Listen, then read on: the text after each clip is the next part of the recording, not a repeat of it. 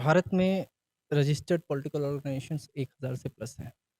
लेकिन vision, development का road map और काम को करने का कमिटमेंट सिर्फ़ बीजेपी में नज़र आता है।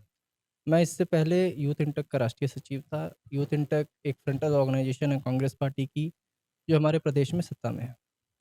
पिछले 4 साढ़े 4 सालों से हम लोगों ने लगातार मज़दूरों के मुद्दे शीर्ष नेतृत्व तक पहुँचाए। लेकिन उनको सॉल्व करने के लिए जो इच्छा शक्ति होनी चाहिए, वो नहीं दिखा। सरकार बनने के बाद जो आकांक्षाएँ थी मज़दूरों का, हमने बढ़-चढ़ के वोट दिलवाया था मज़दूरों से, कांग्रेस पार्टी को, ताकि हम सत्ता में आएँ तो काम कर सकें। लेकिन वो सब बेकार हो गया।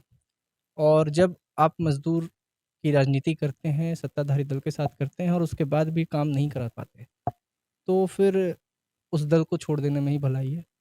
इससे बेहतर मैं उस दल के साथ जाना समझ रहा था, जो विपक्ष में होते हुए भी प्रदेश में मज़दूरों की नीतियों पे, मज़दूरों के इश्यूज़ पे हमारे साथ खड़ी रह रही थी पार्टी लाइन के इतर। और हमें जो भी समर्थन यहाँ से दिल्ली तक चाहिए होता था, मज़दूरों के मुद्दों पर वो हमें देती थी। वो ये नहीं देखती थी कि सामने वाला जो मदद माँग रहा है वो भाजपा का है, आजसू का है, जेएमएम का है या किसका है। और एक चीज़ बहुत अच्छे से समझ में आ गई कि मज़दूर की राजनीति पॉलिसीज़ के गुण और दोष पे होती है। हम किसी पार्टी के मोहताज नहीं हैं। अगर सत्ता में कांग्रेस है, हम कांग्रेस से हैं और कांग्रेस अच्छी पॉलिसीज़ बना रही है तो हम उनके साथ हैं। अगर कांग्रेस की पॉलिसीज़ गलत हैं तो हम उनके विरोध में हैं। और अभी हम कांग्रेस के विरोध में हैं और विरोध इस कदर बढ़ा हुआ है कि हमें उम्मीद नहीं है कि अभी का जो केंद्रीय नेतृत्व है प्रदेश में, वो कुछ काम कर सकता है या उनके पास कोई विज़न है। किस तरह से बीजेपी को आप सपोर्ट करेंगे? बीजेपी को मेरी सपोर्ट की ज़रूरत नहीं है, पूरे देश की जनता बीजेपी के साथ है अभी।